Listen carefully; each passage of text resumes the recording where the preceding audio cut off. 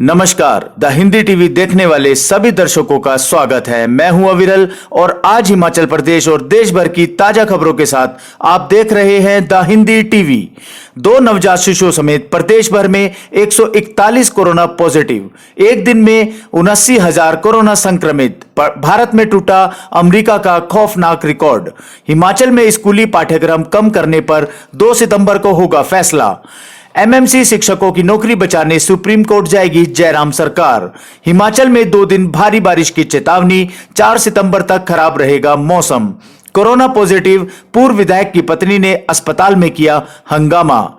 Online booking पर 2020 के जत्थों में श्रद्धालु कर सकेंगे मां चिंतपूर्णी में दर्शन। राशन डकारने वाले फर्जी पीपीएल अफसरों पर एफआईआर के आदेश। टूरिस्टों को छूट लेकिन अपने घर नहीं लौट पाए हिमाचल के रहने वाले, बढ़ रही है नाराजगी। 7 दिसंबर से दौड़ेगी मेट्रो, इस दिन जारी हो सकता है एसओपी।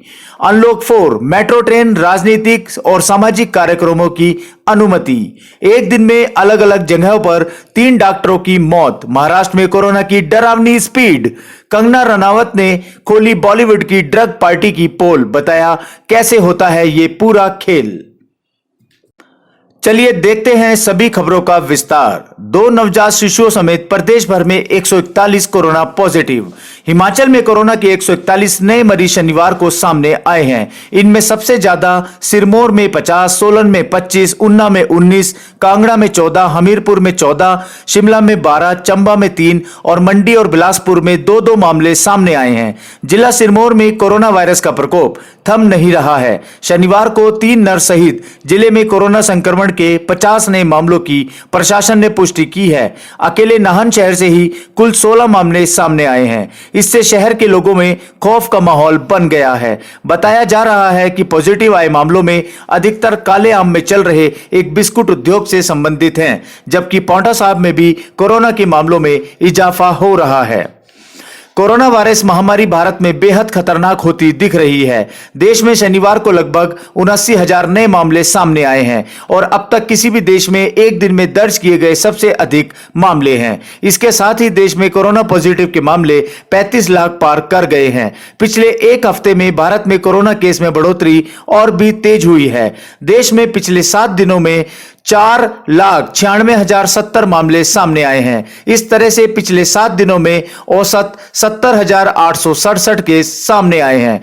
यह दुनिया में 7 दिनों की अवधि के दौरान दर्ज की गई सबसे अधिक संख्या है, जो जुलाई के यूएस के सबसे खराब स्पाइक से अधिक है। किसी एक प्रदेश की बात करें तो शनिवार को सबसे अधिक महाराष्ट्र में 16,867 मामले सामने आए हैं। यह 26 अगस्त को दर्ज किए गए राज्य के पिछले 14,888 से अधिक है। हिमाचल में स्कूली पाठ्यक्रम कम करने पर 2 सितंबर को होगा फैसला। कोरोना संकट को देखते हुए हिमाचल के स्कूलों में पाठ्यक्रम को कम करने के लिए 2 सितंबर को फैसला हो सकता है। सरकार सिलेबस को 30% घटाने या परीक्षा में प्रश्न करने की चॉइस को 30% बढ़ाने की विकल्प पर विचार कर रही है। शिक्षा मंत्री गोविंद सिंह ठाकुर की अध्यक्षता में 2 सितंबर को शिक्षा बोर्ड व शिक्षा विभाग के अधिकारियों के साथ वर्चुअल बैठक होगी। इस बैठक में सरकार तय करेगी कि पाठ्यक्रम को लेकर क्या किया जाएगा।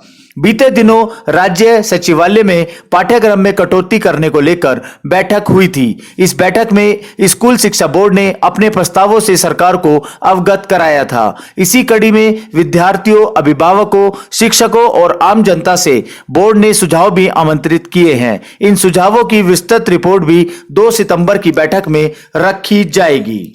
सरकारी स्कूलों में पिछले कई वर्षों से सेवाएं दे रहे एमएमसी शिक्षकों की नौकरी बचाने के लिए हिमाचल सरकार सुप्रीम कोर्ट जाएगी। हाई कोर्ट के फैसले के खिलाफ सरकार सुप्रीम कोर्ट में एलएलपी दायर करेगी। सरकार के आदेश अनुसार इस बाबत शिक्षा और विश्वविद्यालय विभाग ने कार्रवाई करना शुरू कर दिया है। हाई कोर्ट ने बीते दिनों 2613 एमएमसी शिक्षकों की नियुक्ति को रद्द करने का फैसला सुनाया है। हाई कोर्ट के फैसले को लेकर बीते दिनों हुई कैबिनेट बैठक में चर्चा हुई। सरकार ने इन शिक्षकों के मामले पर सहानुभूतिपूर्वक विचार करने का फैसला लिया है। हिमाचल के दुर्गम और दूर दराज के क्षेत्रों के सरकारी स्कूलों में साल 2012 से सेवाएं दे रहे इन शिक्षकों के भविष्य को सुरक्षित करने के लिए सरकार ने सुप्रीम कोर्ट जाने का फैसला लिया है।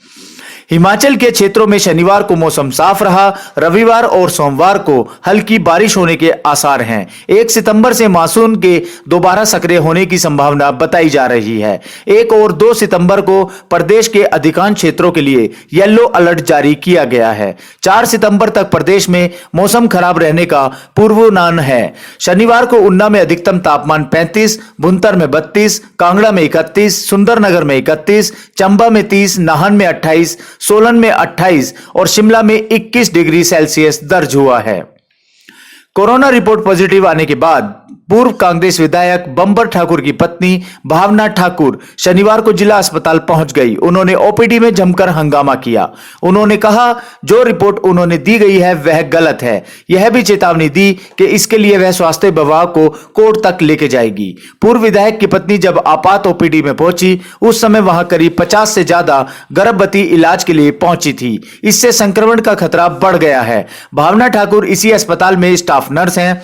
बीते दिन रिपोर्ट पॉजिटिव आने पर विभाग ने भावना को होम आइसोलेट किया था। संक्रमित महिला के इस तरह ओपीडी में गर्भवती महिलाओं के बीच आकर हंगामा करने को लेकर अब स्वास्थ्य विभाग कार्रवाई करने की तैयारी में है। अस्पताल प्रबंधन ने एसपी को इसकी शिकायत लिखित में कर दी है। उधर पूर्व विधायक बंबर ठाकुर की रिपोर्ट पहले ही पॉजिटिव है और शुक्रवार को पत्नी की भी कोरोना रिपोर्ट पॉजिटिव पाई गई है। शनिवार को उन्होंने जिला अस्पताल में पहुंचकर कोरोना रिपोर्ट को लेकर जमकर हंगामा किया और कहा कि उनका सैंपल दोबारा लिया जाए। हालांकि चिकित्सकों ने उनका सैंपल नहीं लिया। इसके बाद खुद ही वहां टेस्ट सैंपल की ट्यूब रखकर चली गई और कहा कि इसे जांच के लिए भेजा जाए। पिछले 5 महीनों से बंद मस्तिका धाम चिंतपूर्णी को श्रद्धालुओं के लिए खोलने की मंदिर ट्रस्ट ने तैयारी शुरू कर दी है। दर्शन के लिए श्रद्धालुओं को ऑनलाइन बुकिंग करवानी होगी। इसके बाद 2020 श्रद्धालुओं का समूह बनाकर मंदिर में दर्शन के लिए भेजा जाएगा। एक दिन में करीब 1000 से 1200 श्रद्धालु माता के दर्शन कर सकेंगे। 2 दिन पूर्व चिंतपूर्णी मंदिर खोलने को लेकर उपायुक्त संदीप कुमार की अधिकारियों और मंदिर प्रबंधन के साथ हुई बैठक में यह फैसला लिया गया। शनिवार को चिंतपूर्णी सदन में मंदिर अधिकारी ओपी लखनपाल मां के दर्शन को लेकर व्यवस्था बनाने एवं स्थिति का जायजा लेने पहुंचे। गौर हो कि प्रदेश सरकार ने भी 1 सितंबर से मंदिर के कपाट खोलने के निर्देश दे दिए हैं। मंदिर अधिकारी ओपी लखनपाल ने बताया है कि चिंतपूर्णी मंदिर में मां दर्शन के लिए श्रद्धालुओं को ऑनलाइन बुकिंग करवानी होगी। उसके बाद भक्तों को मंदिर जाने की अनुमति होगी। ऑनलाइन पंजीकरण में बकायदा श्रद्धालुओं की फोटो अंकित होगी। मंदिर अधिकारी ने बताया कि डीसी उन्ना के आदेशों के बाद एक दिन में 1000 से 1200 श्रद्धालु ही मंदिर में माथा टेकने जा सकेंगे। प्रदेश सरकार ने फर्जी बीपीएल अफसरों पर शिकंजा कसना शुरू कर दिया है। सरकार ने इस मामले में बारीकी से जांच कर दोषियों के खिलाफ एफआईआर दर्ज करने के आदेश दिए हैं। सालों से गरीबों का राशन डकार रहे फर्जी बीपीएल अफसरों से राशन के पैसे की भी मार्केट रेट के हिसाब से वसूली होगी। सोलन में ऐसे फर्जी बीपीएल अफसरों के खिलाफ नोटिस भी जारी कर दिए हैं।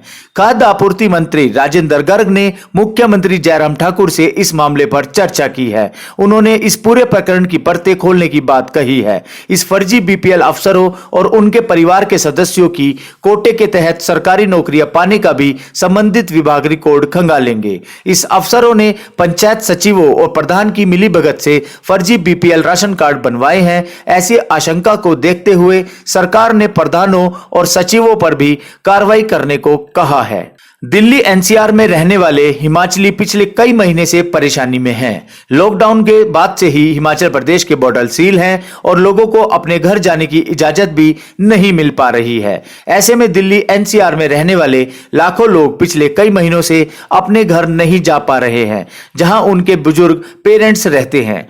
मौजूदा नियमों के हिसाब से लोगों को हिमाचल जाने पर इंस्टीट्यूशन क्वारंटीन किया जाता है और उसके बाद कोरोना टेस्ट निगेटिव आने पर ही घर जाने की इजाजत मिलती है। वहां पर भी उन्हें अगले दिन तक होम क्वारंटीन में रहना पड़ता है। इसे लेकर विरोध के स्वर भी उठना शुरू हो गए हैं। हिमाचल के लोगों के लिए ही प्रदेश के बॉर्डर सील होने को लेकर नाराजगी इसलिए भी है क्योंकि सरकार ने कुछ शर्तों के साथ पर्यटकों के लिए रास्ते खोल दिए हैं। ऐसे में इन शर्तों के हिसाब से अगर कोई पर्यटक हिमाचल पहुंचता है तो उसे घूमने की आजादी है। हालांकि हिमाचल के लोगों को क्वारंटीन में रहना जरूरी है। केंद्रीय आवास एवं शहरी कार्य मंत्रालय ने अनलॉक 4 के दिशा निर्देशों के तहत मेट्रो ट्रेनों के परिचालन को मिली अनुमति के बाद इस संबंध में मानक संचालन प्रक्रिया को अंतिम रूप देने के लिए 1 सितंबर को मेट्रो रेल निगमों के सभी प्रबंधन निर्देशकों की बैठक बुलाई है। एक अधिकारी ने यह जानकारी दी। अधिकारी के अनुसार देश में 17 मेट्रो निगम हैं और मंत्रालय द्वारा एक विस्तृत SOP जारी होने के बाद वे स्थानीय जरूरतों को ध्यान में रखते हुए अपनी विस्तृत नियमावली जारी कर सकते हैं। अधिकारी के अनुसार पहले से ही सभी मेट्रो निगमों में वितरित कर दिए गए SOP पर 1 सितंबर को वीडियो कॉन्फ्रेंस के माध्यम से विस्तार से चर्चा की जाएगी। अधिकारी ने कहा है, सभी प्रबंध निदेशकों से मंत्रालय द्वारा वर्तमान स्थिति को ध्यान में रखकर तैयार किए गए SOP पर गौर करने को कहा है। इन सारे सुझावों पर बैठक में विचार किया जाएगा और फिर उस हिसाब से SOP को अंतिम रूप दिया जाएगा। केंद्रीय गृह मंत्रालय ने शनिवार को अनलॉक 4 के लिए दिशा निर्देश जारी किए, जिनके तहत मेट्रो ट्रेनों को 7 सितंबर से चरणबद्ध तरीके से संचालित करने की अनुमति दी जाएगी।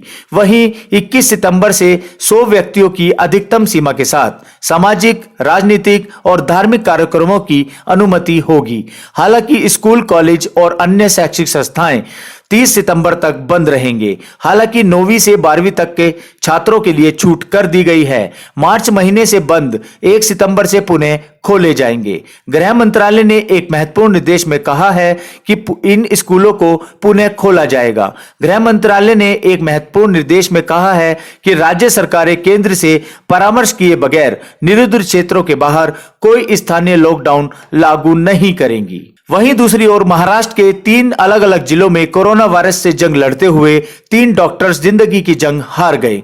अकेला बुल्हाना और भुसावल में शुक्रवार के दिन हुई इन बाल चिकित्सकों की मौत में एक बात कॉमन रही है कि डॉक्टर्स के स्वास्थ्य में बहुत तेजी से गिरावट देखी गई है। महाराष्ट्र में कोरोना संक्रमण के कुल केस 7,64,281 हो चुके हैं। केंद्र सरकार के डेटा के अनुसार महाराष्ट्र में 292 स्वास्थ्य कर्मियों ने कोरोना वायरस महामारी से दम तोड़ दिया है। राज्य सरकार के आंकड़ों के अनुसार अब 26 डॉक्टर कोविड-19 महामारी का शिकार हो चुके हैं। इन 3 डॉक्टरों में से एक सरकारी तथा बाकी के 2 प्राइवेट प्रैक्टिस करने वाले थे। अकोला जिले में डॉक्टर विवेक फाफड़े 55 पिछले 5 महीनों से मूर्तिजापुर में कोविड केयर सेंटर के मुख्य चिकित्सा अधिकारी के तौर पर कार्यरत थे। कोरोना संक्रमण की वजह से भर्ती कराने के 44 घंटे के अंदर ही उनकी मौत हो गई। वहीं दूसरी ओर एक बहुत बड़ी खबर आ रही है कि कंगना रनावत ने खोली बॉलीवुड की ड्रग पार्टी की पोल। सुशांत सिंह राजपूत मामले में मुख्य आरोपी रिया चक्रवर्ती की चैट से ड्रग कनेक्शन का खुलासा हुआ है। अब नारकोटिक्स कंट्रोल ब्यूरो भी इस मामले की जांच में लग गया है। बॉलीवुड की बड़ी पार्टियों में कई बार ड्रग्स के इस्तेमाल को लेकर आरोप लगाए जा चुके हैं। हाल ही में अभिनेत्री कंगना रनावत ने ऐसी ही पार्टी की पोल खोल दी है। एक निजी चैनल को दिए इंटरव्यू में कंगना रनौत ने बताया है कि वो खुद ऐसे क्लब का हिस्सा रही हैं जहां अक्सर पार्टीज हुआ करती थी और इनमें ड्रग्स का खूब इस्तेमाल किया जाता था।